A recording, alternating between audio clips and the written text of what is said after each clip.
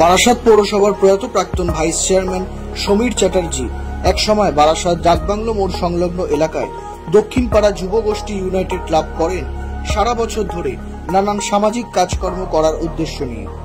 যে কাজ ক্লাবের মধ্যে দিয়ে আজও সারা বছর নানান সামাজিক কাজকর্ম করে চলেছেন ক্লাবের উত্তরসূরিরা। রবিবারও তার ব্যতিক্রম ঘটেনি। এদিন তাদের উদ্যোগে এক রক্তদান শিবির আয়োজন করা হয়।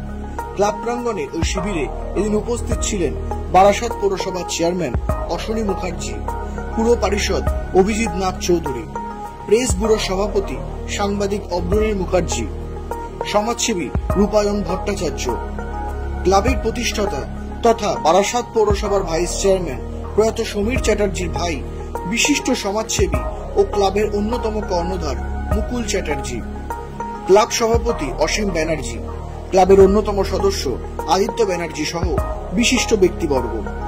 এদিনের এই কর্মসূচি নিয়ে ক্লাবের অন্যতম কর্ণধার মুকুল চ্যাটার্জি জানান, আমাদের টার্গেট আছে 60 জন। 60 জনের আমাদের টার্গেট। গত বছরও আমাদের এই 60 জন ক্লাব হয়ে গেছিল। এবছরও আমরা টার্গেট নিই। তবে আজকে যে দুর্যোগপূর্ণ আবহাওয়া চলছে তার মধ্যে আমরা ভাবছি যে সবাই দিতে পারবে কি না। হয়তো এমনও হতে পারে সবাই এসে উপস্থিত হবে।